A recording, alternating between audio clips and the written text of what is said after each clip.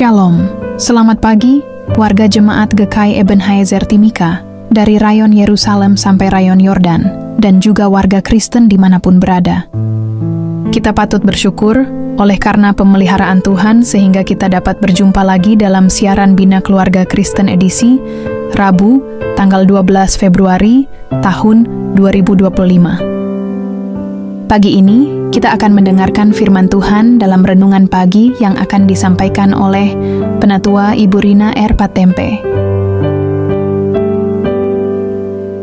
Untuk mengawali siaran di pagi ini, kita akan memulainya dengan doa. Mari kita berdoa. Ya Tuhan yang Maha Kasih, kami datang ke hadirat-Mu dengan hati yang penuh syukur atas kasih dan anugerah-Mu yang tak terhingga.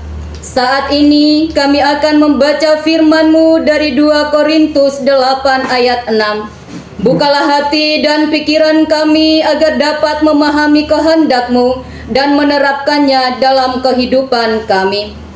Tuhan, ajarlah kami untuk memiliki hati yang murah hati dan penuh kasih, sebagaimana yang Engkau kehendaki.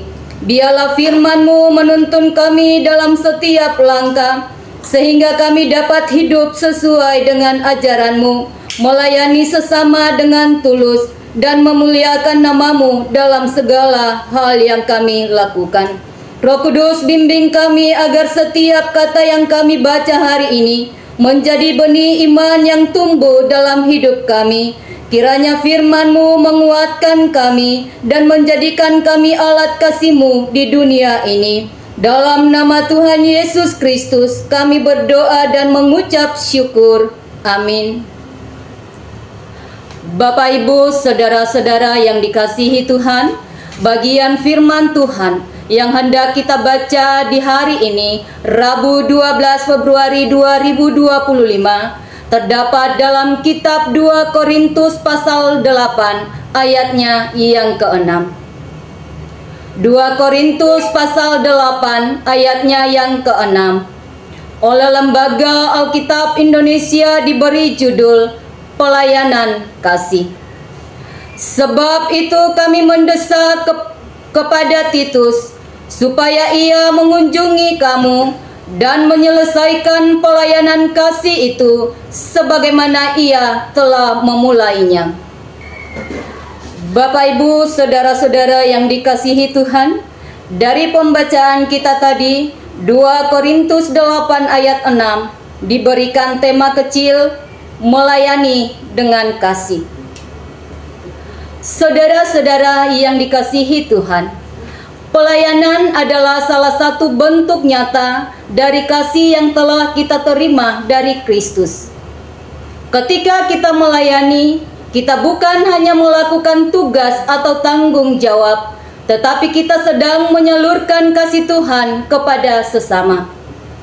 Dalam 2 Korintus 8 ayat 6, Rasul Paulus berbicara tentang pelayanan kasih yang dilakukan oleh jemaat di Makedonia dan mendorong jemaat di Korintus untuk turut serta dalam pelayanan kasih yang sama.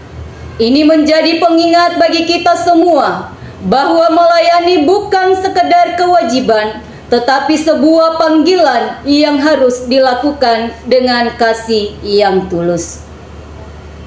Surat 2 Korintus ditulis oleh Rasul Paulus kepada jemaat di Korintus dengan tujuan meneguhkan mereka dalam iman dan mendorong mereka untuk hidup sesuai dengan Injil. Pada pasal yang ke-8, Paulus membahas tentang kemurahan hati dalam pelayanan kasih, terutama dalam konteks pengumpulan bantuan bagi orang-orang percaya di Yerusalem yang sedang mengalami kesulitan ekonomi. Jemaat di Makedonia, meskipun mereka sendiri sedang dalam penderitaan, tetap memberi dengan sukacita dan penuh kasih. Paulus menggunakan contoh ini untuk menginspirasi jemaat di Korintus agar mereka juga terlibat dalam pelayanan kasih dengan hati yang rela dan penuh semangat. Paulus mengutus Titus untuk menyelesaikan pelayanan kasih di antara jemaat di Korintus, karena sebelumnya Titus telah memulai pekerjaan ini di tengah-tengah mereka. Ini menunjukkan bahwa pelayanan bukan hanya tanggung jawab satu orang, tetapi sebuah upaya bersama dalam tubuh Kristus. Bapak, Ibu, saudara-saudari yang dikasihi Tuhan, dari bagian ini kita belajar beberapa prinsip penting dalam melayani dengan kasih. Yang pertama, melayani dengan sukacita dan ketulusan. Pelayanan yang sejati bukanlah karena paksaan, melainkan lahir dari hati yang penuh kasih dan sukacita. Seperti jemaat di Makedonia yang memberi bukan karena berkelimpahan, tetapi karena kasih yang menggerakkan mereka. Yang kedua, pelayanan adalah tanggung jawab bersama. Paulus tidak hanya mengandalkan satu orang, tetapi mendorong semua jemaat untuk ambil bagian dalam pelayanan kasih. Dalam kehidupan bergereja, setiap anggota jemaat memiliki peran untuk melayani satu sama lain. Yang ketiga, memberi dan melayani adalah bentuk iman. Melalui pelayanan kasih, kita menunjukkan bahwa kita percaya pada pemeliharaan Tuhan. Kita tidak hanya menaruh kepercayaan pada materi saja, tetapi kita mengandalkan Tuhan sebagai sumber berkat yang sejati. Bapak, Ibu, saudara-saudari yang dikasihi Tuhan, lalu bagaimana kita dapat menerapkan prinsip pelayanan dengan kasih ini di dalam kehidupan bergereja? Yang pertama, menjadi jemaat yang saling mendukung. Kita dipanggil untuk peduli terhadap saudara seiman yang sedang mengalami kesulitan, baik secara rohani maupun materi. Gereja harus menjadi tempat di mana kasih Tuhan nyata melalui kepedulian terhadap sesama. Yang kedua, berkontribusi dalam pelayanan gereja. Setiap jemaat memiliki talenta yang dapat digunakan untuk kemuliaan Tuhan, entah dalam bidang musik, pengajaran, diakonia, atau pelayanan lainnya. Kita harus rela memberi diri untuk pekerjaan Tuhan. Nah, yang ketiga, mengembangkan sikap memberi dengan sukacita. Kita tidak hanya memberi dalam bentuk materi, tetapi juga waktu, tenaga, dan perhatian bagi orang lain. Dengan memberi, kita meneladani Kristus yang telah lebih dulu memberi dirinya bagi kita. Bapak, Ibu, saudara-saudari yang dikasihi Tuhan, melayani dengan kasih adalah bagian dari identitas kita sebagai orang percaya. Seperti jemaat di Makedonia dan Korintus, kita juga dipanggil untuk memberi dan melayani dengan hati yang tulus. Lalu yang menjadi refleksi dan perenungan firman Tuhan bagi kita saat ini, bahwa pelayanan kasih bukan hanya tugas gereja, tetapi panggilan bagi setiap orang percaya. Karena itu, mari kita bertanya pada diri sendiri, apakah saya sudah melayani Tuhan dengan sepenuh hati? Apakah saya melayani dengan sukacita atau masih merasa terbeban? Apakah saya melihat pelayanan sebagai beban atau sebagai kesempatan untuk memuliakan Tuhan? Kiranya kita semua semakin bertumbuh dalam kasih dan menjadi saluran berkat bagi orang lain melalui pelayanan kita. Amin. Mari kita berdoa.